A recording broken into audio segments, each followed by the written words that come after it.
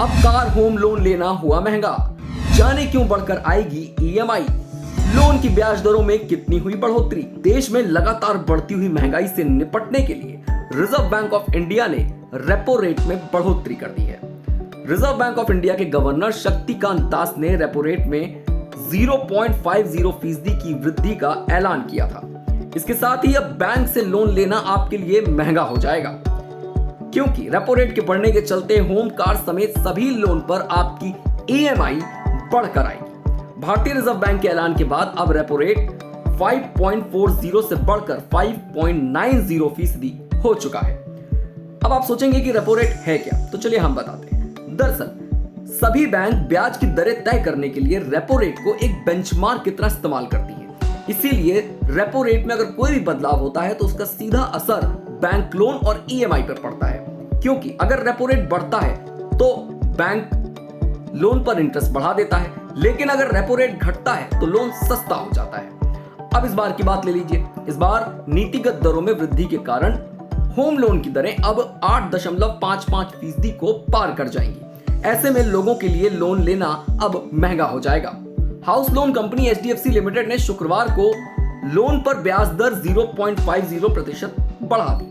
ब्याज दरों में वृद्धि से एचडीएफसी से होम लोन लेने वालों के लिए अब मासिक जो उनकी किश्त आएगी वो बढ़कर आएगी। एचडीएफसी ने एक बयान में कहा कि एचडीएफसी ने लोन पर 0.50% बढ़ोतरी कर दी है और ये 1 अक्टूबर यानी आज से लागू भी हो चुकी है।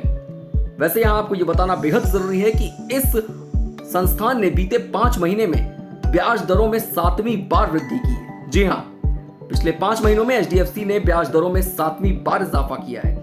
इसी के साथ एसबीआई की वेबसाइट पर दी गई जानकारी के मुताबिक उसने भी अपने बैंक लोन इंटरेस्ट पर 0.50 की वृद्धि कर दी है, यानी कि अब 8.55% की जगह इंटरेस्ट 8.15% हो गई है।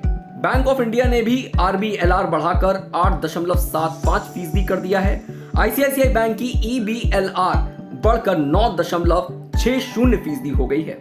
हालांकि इस पूरे मामले में एक जरूरी बात यह भी है कि मान लीजिए कि आपने 20 लाख का होम लोन 20 सालों के लिए ले रखा है, तो अभी तक आपको 8.65% इंटरेस्ट रेट के हिसाब से ईएमआई का भुगतान करना पड़ रहा था, जिस हिसाब से आपको अपनी जेब से 17,547 रुपए ईएमआई देनी पड़ रही थी। लेकिन अब रेपो रेट में 50 बेसिस पॉइंट की बढ़ोतरी हो गई है। इसके बाद 9.15% ब्याज दर हो गई है, जिस पर आपको 18,188 रुपए ईएमआई चुकानी पड़ेगी। इस बढ़ोतरी पर आरबीआई का सीधा तर्क यह है कि उनकी नीति निरंतर बढ़ती हुई महंगाई पर लगाम लगाने की है।